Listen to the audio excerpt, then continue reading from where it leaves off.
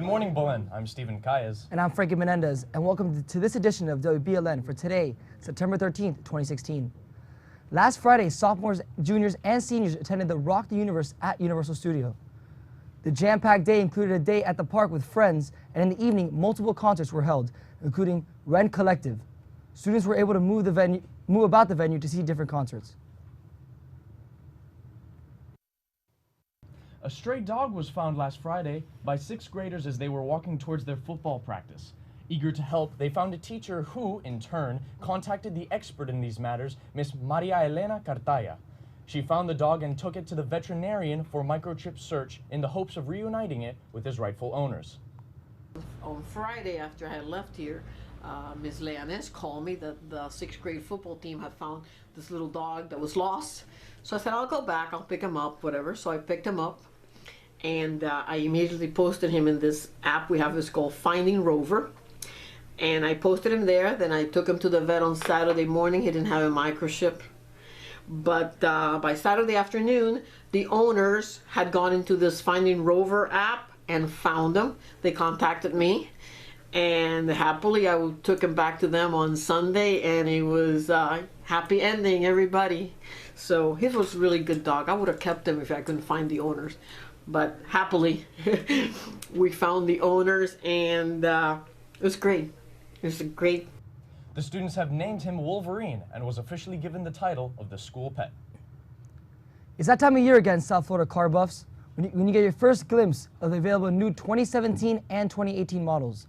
The Miami International Auto Show, presented by Ally, has rolled into the Miami Beach Convention Center and will run through September 18th. With more, here's Brandon Lubian. I am here in the main lobby to the Miami Beach Convention Center, where the 46th annual Miami International Car Show is being held. The show first opened in 1971 and since then has grown to one of the largest auto shows in the nation and is now proudly boasting over 40 different auto manufacturers. Now let's go take a look inside the show floor. The year is 1971, a year where a gallon of gas was only 40 cents, a new Dodge Charger was only $3,500, and Walt Disney World had just opened its doors down here in Florida. But that wasn't the only thing opening this year. It was the Miami International Car Show. Moving forward to present day 2016, it's now one of the top shows in the nation and proudly boasts over 40 different auto manufacturers from here at home and over in Asia and Europe. On the showroom floor, there were plenty of household names such as Toyota, Honda, Ford, Volkswagen, Acura, Lexus, Audi, and all of General Motors, plus even some supercars such as Lamborghini, Bugatti, Ferrari, McLaren, and Porsche. Also included in the show was a little more emphasis to the new truck lines from Nissan, Ford, Chevy, and Ram. I'm here with Roxanne Fargas from NBC6, and so Roxanne, what brings you here? What are you looking for this year? What are you excited for? Well, I'm a mom. I'm a wife. I'm a mom. I have 2 kids, a 3-year-old and a 5-month-old. So we are actually car shopping. We're in the process of upgrading our vehicle so we could, put an extra stroller, and I call it my mom-mobile or my grocery getter, but I have to add now 2 car seats in the back. So we're looking for a new SUV for the family, and we're here with everybody, so we're all trying it out and have my 3-year-old climbing all over the car. So it's cool, and it's a yearly event. It's a family event, and it's here in Miami Beach. So as a local, I love to support the auto show and everything it brings to town. So it's fun. For WBLN reporting, I'm Brandon Lubian. In other news, President Obama said part of his Monday meetings with congressional leaders from both sides of the aisle. The president met with Senators Mitch McConnell and Harry Reid, along with House Speaker Paul Ryan and Minority Leader Nancy Pelosi. The 5 discussed what's on the agenda for Congress in the coming days and weeks, including efforts to avoid a government shutdown past the end of the current fiscal year on September 30th. Well, I know that we're in the midst of political season, everybody's thinking about elections. There's still business to be done, and I was encouraged by some of the constructive work that's being done right now. Number 1, to make sure that the government stays open. Number 2, to make sure that we're able to adequately fund our efforts to not only deal with the Zika outbreaks, but also to come up with diagnostic tools and vaccines that will solve the problem for good.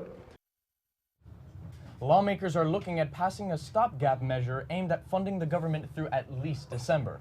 The measure could include emergency funding to fight the Zika virus. Previous efforts at Zika funding have stalled over provisions added to earlier measures focused on Planned Parenthood and the Confederate battle flag. The families of the 9/11 attack victims are calling on President Obama to sign the Justice Against Sponsors of Terrorism Act. The measure would allow the families to sue Saudi Arabia for allegedly supporting the hijackers who carried out the attacks. Brett Eagleson, whose father died in the attack on the World Trade Center, spoke about the measure during a press conference in Connecticut. Have you ever heard the expression, it takes an act of Congress? Well, it took an act of Congress, and we did it. And to now hear that all of our hard work is going to be threatened by a potential veto is a kick in the stomach to 2,996 victims of terrorism on American soil.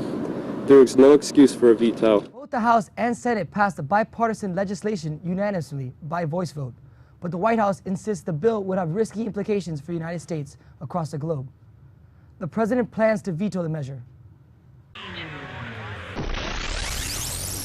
With the summer now behind us, we had a chance to look at the biggest movies of the summer. And with more, here's Ricky Labrada.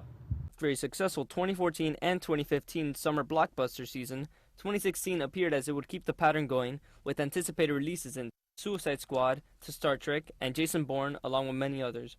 It seemed as if fans were going to win again this summer. May got the summer rolling in high fashion with Captain America Civil War and The Nice Guys both performing well critically and commercially. However, in June, things took a turn for the worse, with only very few movies since then performing well either critically or commercially. Among those few films were Finding Dory, Star Trek Beyond, Sausage Party, and Kubo and the Two Strings. The amount of disappointing movies was far greater, with big movies performing below standards of critics and fans of their respective properties. Suicide Squad, Independence Day Resurgence, Teenage Mutant Ninja Turtles Out of the Shadows, and X-Men Apocalypse performed very low. The lack of success can be attributed to studio meddling, lack of interest, and weak promotion, or a mix of all three. With this lack of quality, everyone loses, from the fans whose faith dwindles in the movies to the studios who lose money. Critically, 2016 could be the worst year ever in terms of summer blockbusters, whose short history began in 1975 with the release of Jaws. As 2016 comes to a close in the coming months, all fans and critics could hope for is a successful 2017 season. This is Ricardo Labrado reporting for WBLN. Remember guys, Picture Day is this Thursday. Wear your gala uniform, including khaki pants, and make sure you shave. Now let's see what's going on. The Chess Club is meeting all week in room G205. National Art Honor Society will be meeting today after school in room I-123.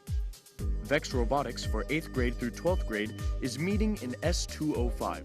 The Music Appreciation Society will be meeting today in room G201. And the Student Advisory Program will meet Tuesday, September 13 at 3 p.m. in F206. If you're a high school student interested in applying to be a part of the club, you must attend. The Speech and Debate Team is meeting in room I-102.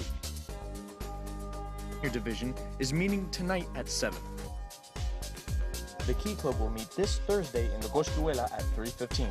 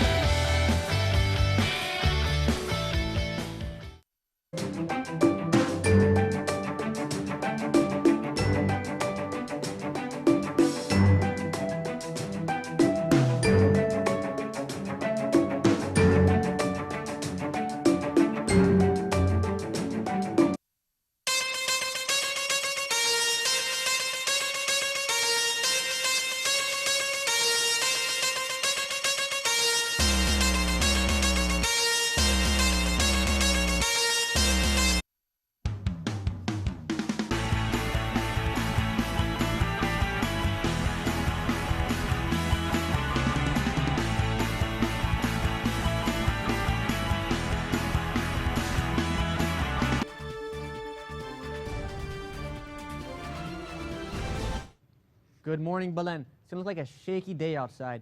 A couple clouds coming here and there, so it should be a eventful day. Let's take a look at the map. As you can see throughout Miami-Dade, a bunch of clouds coming in and out. So be careful, guys. Let's take a look at the highs and lows for today. Today we have a high of 89, a low of 79. Relative humidity at 74%. Winds coming in at the east at 13 miles per hour, and there will be a 60% chance of rain. Let's take a look at the next 3 days. Wednesday, Thursday, and Friday is looking pretty good, with highs in the low 90s and lows in the high 70s, with 40% chance of rain throughout the next 3 days. That's all for your forecast. It's Bounce on the Sports.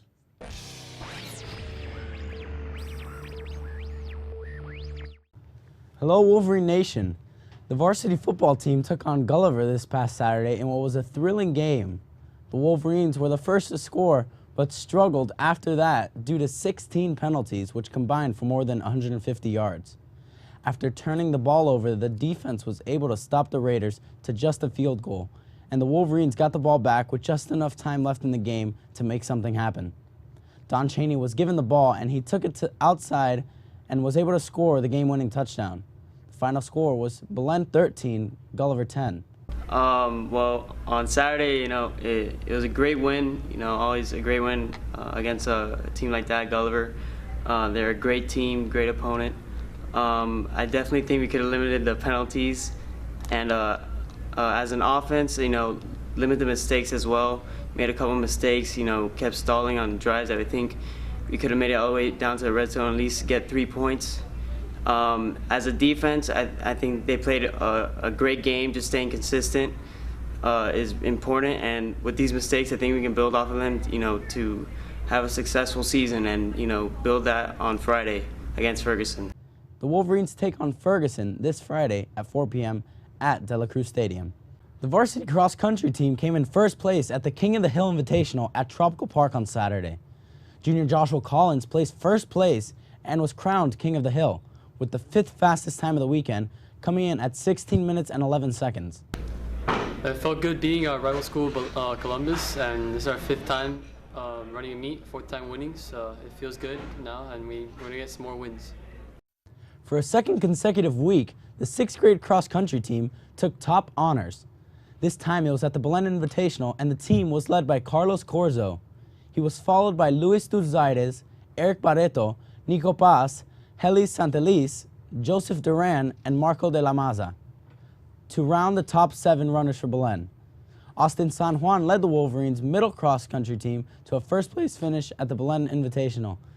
He took first place individually and was followed by Adam Magolis, Diego Gomez, Adrian Delgado, Sebastian Castillo, Benjamin Pastarnik, and Thomas Duque. There were 23 schools that attended that event. The middle school Wolverines dominated Ransom 149 to 212 at Briar Bay Golf Course to take the record to 3-0.